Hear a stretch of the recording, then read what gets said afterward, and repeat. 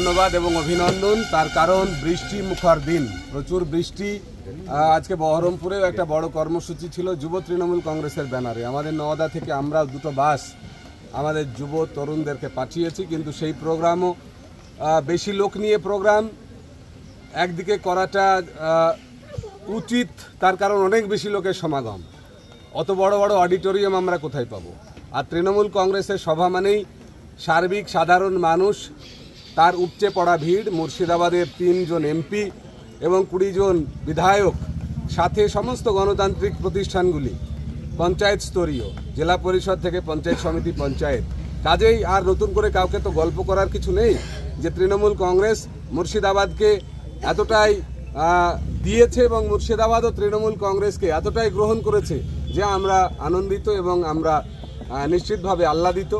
আজকে মধুপুর অঞ্চল তৃণমূল কংগ্রেসের পৃষ্ঠপোষকতায় এখানেও 21শে জুলাইকে সামনে রেখে একটি প্রস্তুতি সভা মূলত আমরা আয়োজন করেছিলাম। সেই আয়োজন সভায় যদিও বৃষ্টি, তবু আমাদের সভায় কোথাও আমাদের মন খারাপ হয়নি। তার কারণ আমাদের লোকেরা এটা একটা মহড়া সভা করে নিল। 21শে জুলাই তো আমাদেরকে ভিজতেই হয় প্রতিবার, এ গল্প নতুন নয়। আর আজকেও মধুপুর একদম বাসস্ট্যান্ড মোড়ে পঞ্চায়েতের সামনে, পঞ্চায়েতও আমরাই পরিচালনা করি তৃণমূল কংগ্রেস, সেখানে আমরা মূলত ভিজে ভিজে একটা আগামী 21শে জুলাইয়ের মহড়া প্রস্তুতি সভা করে নিলাম। এই প্রস্তুতি সভায় আমি বিশেষ ধন্যবাদ জানাবো এবং আমন্ত্রণ উষ্ণ বারবার হালিম শেখ এবং তার সাথে জুড়ে থাকা সেও একজন পঞ্চায়েত প্রতিনিধির পরিবারের লোক, বারবার পঞ্চায়েতে নিজেদের গ্রহণযোগ্যতা প্রমাণ করেই এসেছে। কংগ্রেসে ছিল, আজকে আমাদের মাঝে যোগদান করেছে। তার 200 কর্মী সমর্থক নিয়ে আমরা হালিম শেখ এবং তার কর্মী সমর্থকদেরকে তৃণমূল কংগ্রেসের পরিবারে স্বাগত জানাচ্ছি এবং আমার বিশেষ ধন্যবাদ যারা এখানে উপস্থিত ছিলেন এই কর্মী সভায়। একাধারে অঞ্চল সভাপতি আক্কাস আলী সাহেব থেকে শুরু করে শহীদুল সাহেব, আমাদের মেম্বাররা এখানে আক্তারুল, ইমরুল, শামীম, মুগনি ভাই, নিহারজান বিবি প্রধান, প্রত্যেককে সাথে আমাদের অঞ্চলের নেতৃত্ব, পঞ্চায়েত সমিতির প্রতিমা হালদার আছেন, এখানে কাজেমরা আছে, এনামুলরা আছে, সকলকে আমি ধন্যবাদ জানাচ্ছি। জামালরা আছে, শাহাবুদ্দিন ভাই আছে। কাজেই আমাদের পরিবার তো বড়।